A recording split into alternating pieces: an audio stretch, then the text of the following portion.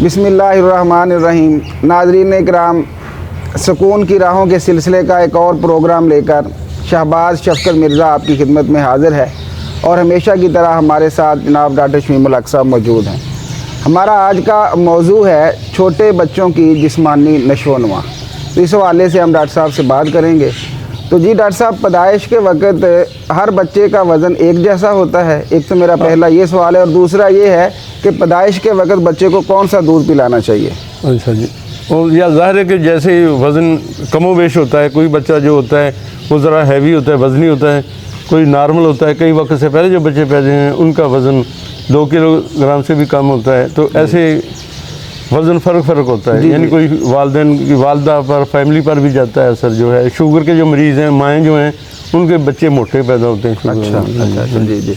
तो क्या पैदाइश के दूध के हवाले से? दूध का यही है कि माँ का दूध सबसे बेहतर है, जैसे हम मेडिकल पॉइंट ऑफ व्यू से जानते हैं। लेकिन मजबूरी होती है बाज़ का, तो वालदा बीमार है जी। तो फिर बेहतर है कि जैसे भैंस का या गाय का देते हैं। बाज़ को सूट नहीं करता, वो डब्बे का दूध देते हैं। और दूध के डब्बे आजकल काफ़ी महंगे मिलते हैं लोगों के लिए, ये भी एक प्रॉब्लम है। और जैसे महंगाई हो रही है वो मसला एक चल रहा है। जी ठीक। अच्छा डॉक्टर साहब, ये जो जब बच्चा ज़ाहिर है उसकी ग्रोथ होती है तो बच्चा जो चलना शुरू करता है अमूमन ये किस उम्र में करता है? और क्या हर बच्चा उसी उम्र में करेगा या वो भी फ़र्क है? कोई बच्चा 1 साल में चलना शुरू कर देता है और कोई बच्चे ज़्यादा टाइम ही ले लेते हैं। कोई 1.25 साल में चल पड़ता है, कोई 1.25 साल में, कोई 1.5 साल में। लेकिन बच्चा अगर कोई उसमें बीमारी है, विटामिन की कमी है, कैल्शियम की कमी है, तो लेट वो बच्चे स्लो होते हैं, ज़रा कम बढ़ते हैं जी, कम चलना शुरू करते हैं। और दूसरा डॉक्टर साहब, ये बच्चे का जो बातें करना होता है इसका क्या ड्यूरेशन नॉर्मल क्या है? और हर बच्चा ज़ाहिर है इसमें भी मुख्तलिफ होगा अपनी ग्रोथ के इसमें भी बच्चे कई तो जल्दी साल से भी पहले बातें करनी, 1-2 जुमले बना लेते हैं। तो कई बच्चे 2-2, 3-3 साल बाद बोलते हैं। वालिदैन हमारे पास आते हैं जी, हमारा बच्चा कोई बात नहीं करता, या 1-2 लफ्ज़ पापा कहता है या माँ कहता है या किसी का नाम जानता है या दादा कहता है।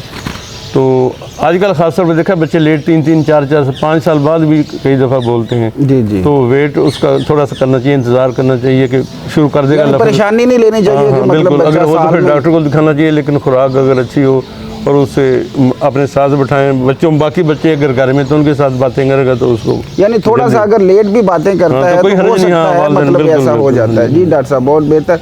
अच्छा, ये एक और सवाल मेरे ज़हन में आ रहा है कि पैदाइशी तौर पर हर बच्चे का दिमाग भी एक जैसा होता है या शुरू से ही उसके दिमाग में फ़र्क? नहीं, बहुत फ़र्क होता है। जैसे हम जीन्स का समझते हैं कि बच्चों में वो शक्ल और बाकी चीज़ें आती हैं, तो आम हमारे मशहूर है कि जैसे ये कोरा कागज़ होता है बच्चे का दिमाग, जो उस पर लिखोगे वो आएगा। तो ये दुरुस्त नहीं है। जी। उसकी ख्वाहिशात, उसकी IQ, उसका गुस्सा, उसकी जो है खुशी और किन चीज़ों को पसंद करता है, ये सारी चीज़ें उसमें कोड हुई होती हैं। आप इसको इम्प्रूव करते हैं कि बच्चा है अग्रेसिव अगर है, उसकी तबीयत में एग्रेशन है तो उसको कम कर सकते हैं। तो ऐसे अगर मेहनती नहीं है तो उसको मेहनत की तरफ कर सकते हैं। लेकिन आप एक बच्चा एक चीज़ पसंद करता है खाना, दूसरा नहीं करता। जी। तो उसको कंपेल नहीं करना चाहिए, जो बच्चा मांगे उसको वही देना चाहिए। जी, यानी अच्छा डॉक्टर साहब, ये बाज़ बच्चे जो हैं उनका रंग और कद वालिदैन से मुख्तलिफ हो जाता है, मतलब क्या ऐसा भी होता है? जीन्स में वैसे ही होता है? वालिदैन आते हैं जी, वो बच्चा छोटा रह गया, इसका बड़ा भाई तो बहुत लंबा है, या जो छोटा इससे बच्चा इससे भी लंबा हो गया है। तो ये जेनेटिकली डिटरमिन होता है कि वालिदैन का, ज़रूरी नहीं हम समझते माँ बाप का कद।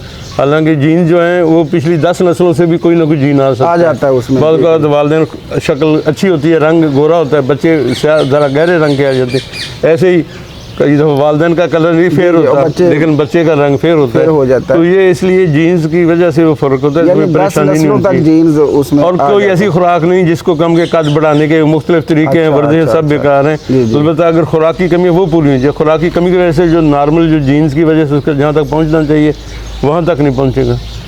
जी, कम रह जाएगा। अदरवाइज उससे लंबा नहीं होना, मतलब उससे गैर ज़रूरी पैसा ज़ाया करना या सख्ती करना बच्चों पर, ये ना करो वो ना करो फिर। जी अच्छा, जैसा कि आमतौर पे कहा जाता है कि छोटे बच्चे जो हैं वो एक जैसे होते हैं, लेकिन क्या फिर भी उनकी पसंद और नापसंद में फ़र्क होता है?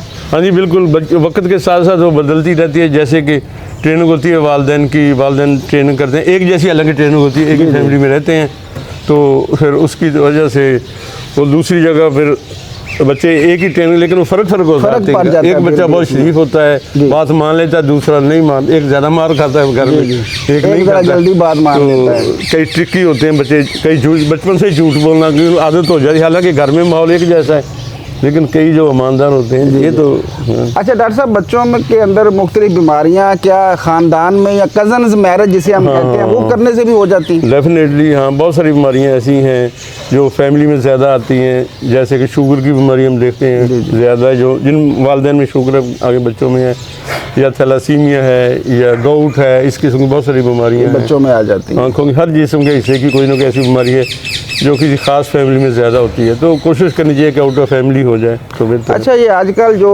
एक मतलब अनपढ़ लोग भी हैं वो एक कॉन्सेप्ट है कि वैक्सीनेशन नहीं वो करवाते, तो क्या ये वैक्सीनेशन करवाना ज़रूरी है बच्चों में? हाँ नहीं, वो लोगों का कंसेप्ट है ये जहरीले टीके लगाते हैं, पता नहीं ये कोई कहता है ये फैमिली प्लानिंग के या किसी किस्म के लगाते हैं, लेकिन ये गैर ज़रूरी बातें हैं और ऐसे फैली हुई हैं। और बात का तो बड़ा अफसोसनाक है कि जो वैक्सीनेशन करते हैं उन पर हमला करते हैं, कोई मजहबी अकीदे गलत लोगों ने, हालांकि मजहब में ऐसी कोई चीज़ नहीं, अपनी बच्चों के प्रोटेक्शन के लिए हर वो काम करना चाहिए जो फ़ायदेमंद हो। जी जी। तो इसलिए ये जो है वैक्सीनेशन ज़रूर करवाना चाहिए। हाँ, जो हुकूमत जैसे कहती है आजकल तो फ्री है, हॉस्पिटल में लगती है, बिल्कुल तो काफ़ी इसका फ़ायदा जी। है। तो डॉक्टर साहब, बीमारियाँ नहीं लगती हैं, एक्चुअली वैक्सीनेशन का मतलब वही होता है। डॉक्टर साहब बहुत शुक्रिया आपका।